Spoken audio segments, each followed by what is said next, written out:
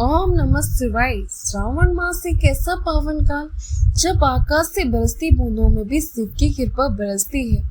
हर जलधारा बन जाती है गंगा जल और हर दिन एक अवसर है भोलेनाथ की भक्ति में लीन होने का। सावन मास महात्म्य के इस चौथे अध्याय में आज हम जानेंगे कैसे सावन मास का एक एक क्षण पुण्यदायी होता है, कैसे ये मास मात्र उपवास और पूजा का ही नहीं बल्कि आत्म शुद्धि और मोक्ष का भी मार्ग है। आज के इस अध्याय में हम आपको बताएंगे कि क्यों देवता, ऋषि और मुनि तक श्रावण मास में शिव आराधना को सर्वोच्च मानते हैं और कैसे एक साधारण भक्त भी इस मास में शिव तुल्य फल प्रदान कर सकता है। आइए हिंदू विद्या चैनल के साथ जुड़कर इस पावन अध्याय को श्रवण करें और अनुभव करें श्रावण मास की अद्भुत दिव्यता को। हर हर महादेव। धारण, पारण और मासोपवास व्रत और रुद्रवर्ती व्रत वर्णन में सुगंधा का आख्यान आप इस अध्याय में सुनेंगे। ईश्वर बोले, हे सनंत कुमार, अब मैं धारण पारण व्रत का वर्णन करूंगा। प्रतिपदा के दिन से आरंभ करके सर्वप्रथम पुण्य हवन कराना चाहिए। इसके बाद मेरी प्रसन्नता के लिए धारण पारण व्रत का संकल्प करना चाहिए। एक दिन धारण व्रत करें और दूसरे दिन पारण व्रत करें। धारण में उपवास तथा पारण में भोजन होता है। श्रावण मास के समाप्त होने पर सबसे पहले पुण्य वाचन कराना चाहिए। इसके बाद है मानद, आचार्य तथा अन्य ब्राह्मणों का वरण करना चाहिए। तत्पश्चात पार्वती तथा शिव की स्वर्ण निर्मित प्रतिमाओं को जल से भरे हुए कुंभ पर स्थापित कर रात में भक्ति पूर्वक पूजन करना चाहिए तथा पुराण श्रावण आदि के साथ रात भर जागरण करना चाहिए। प्रातः काल अग्नि स्थापक करके विधि पूर्वक होम करना चाहिए। त्र्यंबक के इस मंत्र से तिल मिश्रित भात की आहुति डालनी चाहिए। उसी प्रकार शिव गायत्री मंत्र से कृत मिश्रित भात की आहुति डाले और पुण्य शरणयकर मंत्र की खीर की आहुति प्रदान करे। तदनंतर पूर्ण आहुति देकर होमशेष का समापन करना चाहिए।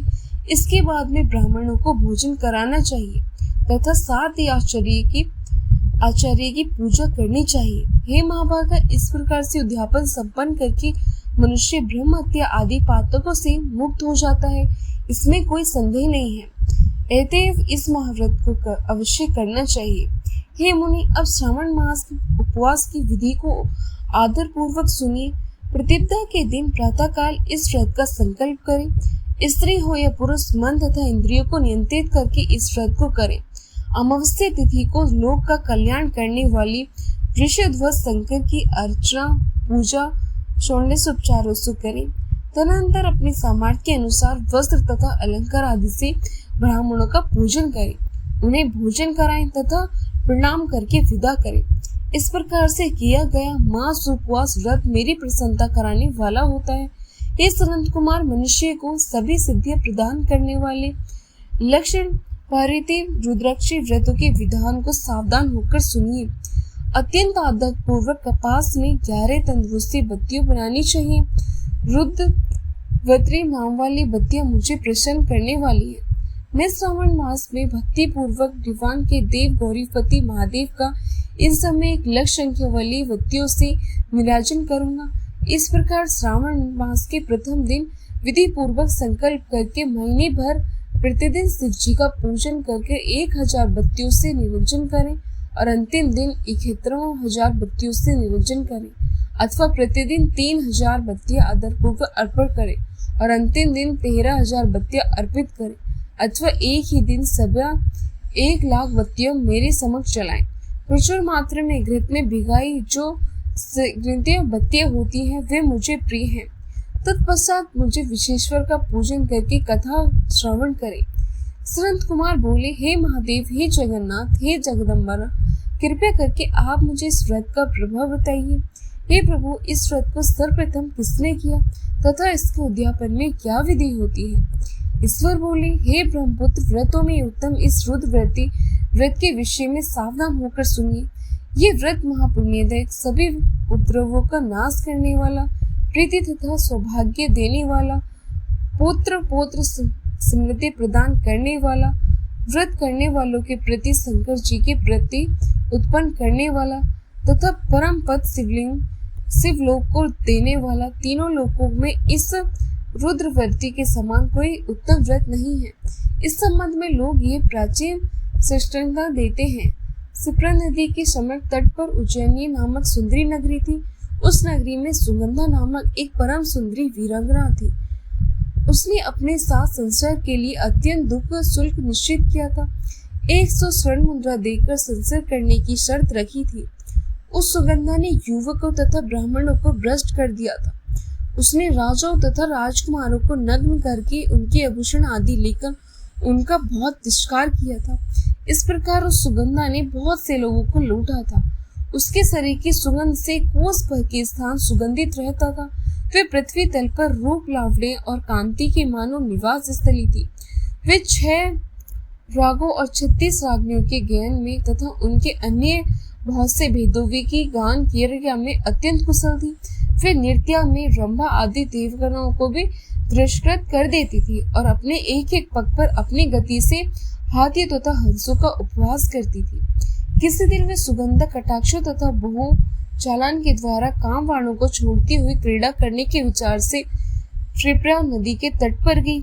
उसने ऋषियों द्वारा सेवित मनोरमा नदी को देखा।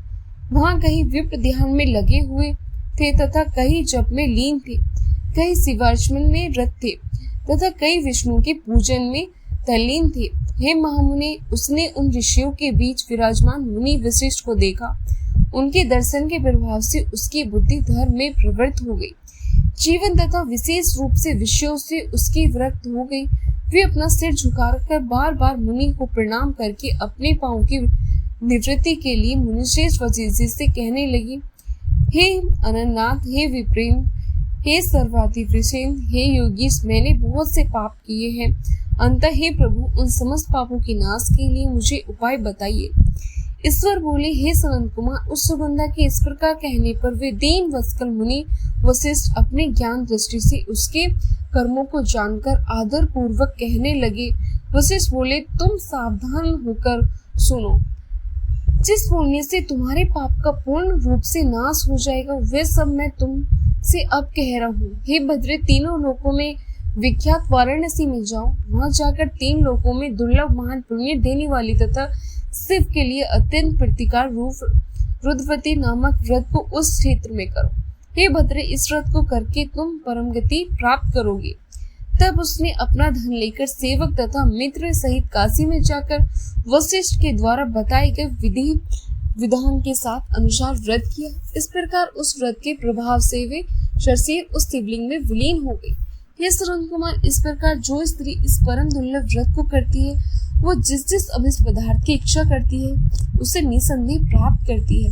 ये सुव्रत व मणिकर्णी के व्रत का महात्म्य सुनिए। हे विप्रेन, उन मणिकर्णी के व्रतियों के व्रत से स्त्री मेरे अर्ध आसन की अधिकारिणी हो जाती है और महाप्रलय पर्यंत वह मेरे लिए प्रिय रहती है।